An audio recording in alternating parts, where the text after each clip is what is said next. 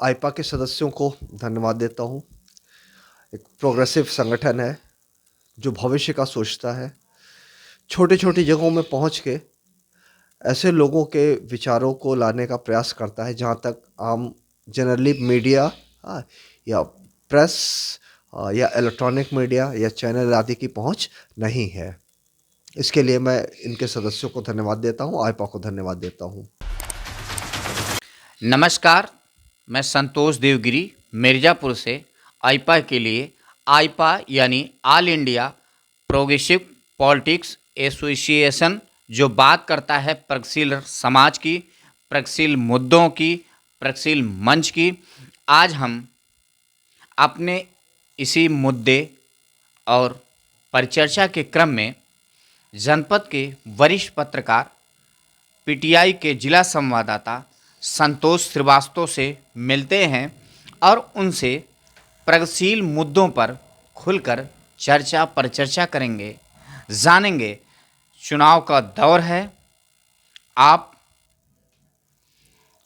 Press media यहाँ जो जनपद स्तर पर एक इकाई होती है, पेड न्यूज़ समिति, उसके आप सदस्य भी हैं जो यहाँ निगरानी करती है, निरीक्षण करती है, उस पर पैनी नज़रें रखती है कि कौन से समाचार पत्र या इलेक्ट्रॉनिक चैनल के लोग पेड न्यूज़ प्रस्तुत कर रहे हैं। उस पर आपकी पैनी नज़र होती है। उस कमेटी से जुड़े हुए व्यक्ति हैं और पारदर्शी समाज और जन सरोकार से जुड़े हुए मसलों पर भी आपकी अच्छी पैठ है, आपकी नज़र है। हम मिलते हैं और इनसे जानते हैं।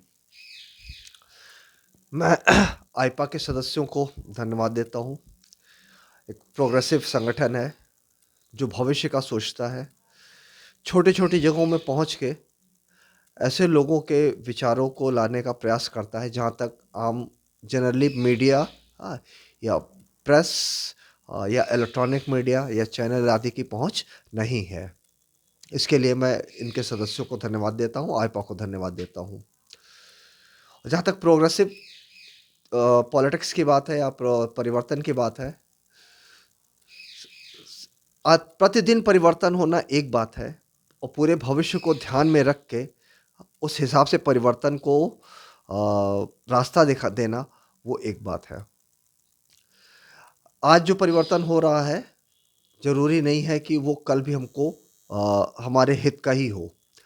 हमको यही ध्यान देना है कि आज जो परिवर्तन आ रहा है वो आगे भी हमारा हित साधने का काम करें और हम उसी हिसाब से दूरदर्शी विचार, जिसको कहा जाता है कि दूरदर्शिता को ध्यान में रखना चाहिए परिवर्तन को स्वीकार करने से पहले।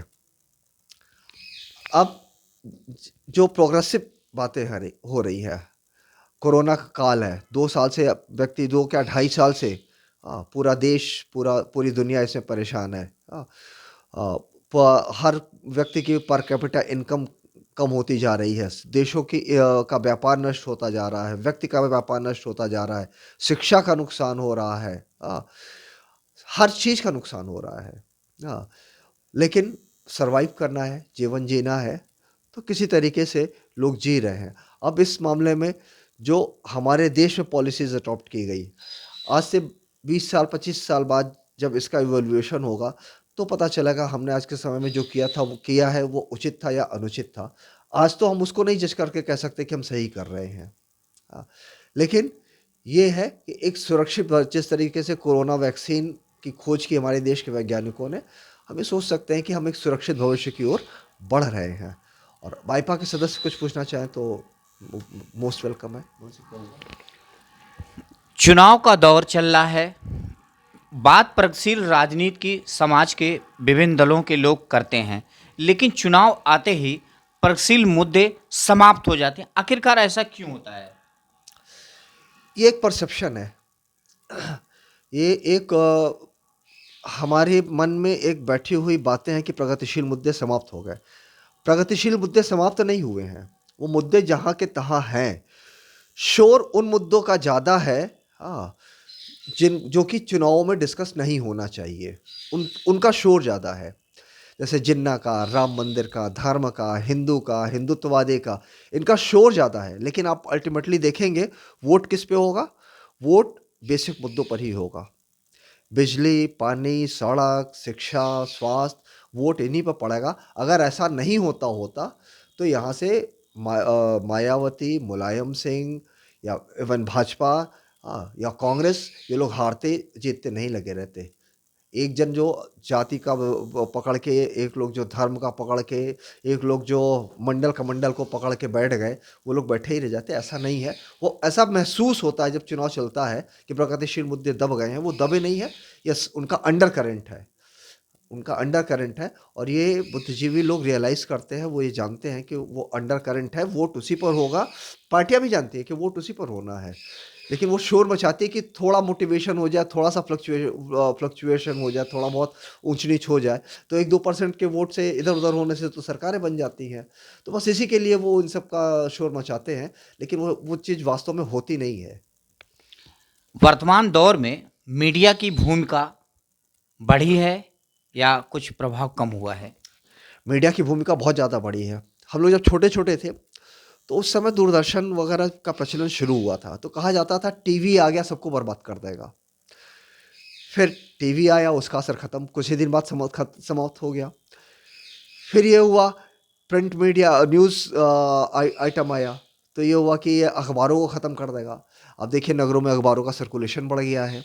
जहाँ पहले 4,000 6,000 अखबार आता था, आज वहाँ 15,000 20,000 अखबार आ रहे हैं। उनका सर्कुलेशन बढ़ गया। फिर अभी सोशल मीडिया आया, ये हुआ इलेक्ट्रॉनिक मीडिया समाप्त हो गया, अब सोशल मीडिया चलेगा। कुछ दिन इनका भी चार्म रहेगा, बाद में ये भी समाप्त हो जाएंगे। तो ये दौर है, फेजेस है, चलते रहते हैं। मीडिया का रोल तो हमेशा है, वो हमेशा रहेगा ही रहेगा, वो किसी भी फॉर्म में रहे। जैसे अभी सोशल मीडिया के फॉर्म में है, सोशल मीडिया बहुत एक्टिव है, बहुत तेज है। अब उसमें है क्या कि जब हम अ, जिस विचारधारा से जुड़ जाते हैं उसके लोग हमको ज़्यादा मिलते हैं, तो हमें लगता है और विचारधारा के लोग कम हैं। हाँ, लेकिन ऐसा होता नहीं है। वो सभी लोग अपना जोर लगाए रहते हैं, सभी लोग रहते हैं। डिपेंड इस पे करता है कि हम फॉलो किसको करते हैं, हम कौन-सा मीडिया पसंद करते हैं। जैसे अखबार, आप कौन-सा पढ़ना पसंद करते हैं? कुछ लोग ऐसे हैं जो दैनिक जागरण अखबार, सॉरी नाम नहीं लेना चाहिए। एक अखबार है, अगर उनको सुबह नहीं मिलता पढ़ने को तो उन्हें लैट्रिन ही नहीं होती है। हाँ, इस तरह के भी लोग होते हैं। तो ये चीज़ें तो देखिए हमेशा रहेंगी, और ऐसे ही पहले भी चला है, अभी भी चल रहा है, आगे भी ऐसे ही चलेगा। छोटे-छोटे फेजेज़ होंगे, दौर होंगे, जब परिवर्तन होगा फिर लगेगा बहुत बड़ा परिवर्तन हो रहा है, लेकिन वो आगे चल के लगेगा नहीं, वो तो सामान्य ही था। सामाजिक या राजनीतिक परिवेश को प्रगतिशील दिशा में आगे बढ़ाने में आईपा जो कोशिश कर रही है, इस बारे में आपका क्या कहना है? ये मैंने शुरू में ही बोला, हाँ, कि छोटी जगह में पहुँच के, जैसे बैंगलोर की संस्था है और मिर्ज़ापुर जैसी जगह में ये आई। हाँ, इसने हमको खोजा और ऐसे कितने लोगों को ये खोजेगा। हाँ, हाँ, घूम-घूम के इसके सदस्य लोग खोजेंगे, तो ये बहुत बड़ा काम कर रहे हैं। एजुकेट करने का काम कर रहे हैं, जागरूक बनाने का काम कर रहे हैं, लोगों को शिक्षित करने का काम कर रहे हैं। ये बहुत बड़ा काम हो रहा है। आईपा के इस अभियान को आगे बढ़ाने के लिए आपका कोई सुझाव या अन्य कोई मार्गदर्शन? अब गाँव में जो छोटे-छोटे काम करने वाले लोग हैं, जैसे अभी कुछ दिन पहले मैंने एक न्यूज़ पढ़ा था कि कोई एक लड़का है, वो कछुआ जमुआ बाज़ार में है। उन्होंने एमबीए किया हुआ था, मैं एमबीए करने के बाद वो अमेरिका गए, कोई नौकरी कर रहे थे, फिर वहाँ से नौकरी छोड़ के चले आए। यहाँ उन्होंने अपना शायद बायो प्लांट लगाया हुआ है, बायोगैस प्लांट लगाया हुआ है। और उसमें वो गैस भी बनाते हैं, उसके खाद भी बनाते हैं, सब कुछ बनाते हैं, और बहुत अच्छा खासा उनका प्लांट चल रहा है। तो इस तरह के लोगों को भी खोज के उनका इंटरव्यू करिए, उनको फ़ोकस करिए। धन्यवाद।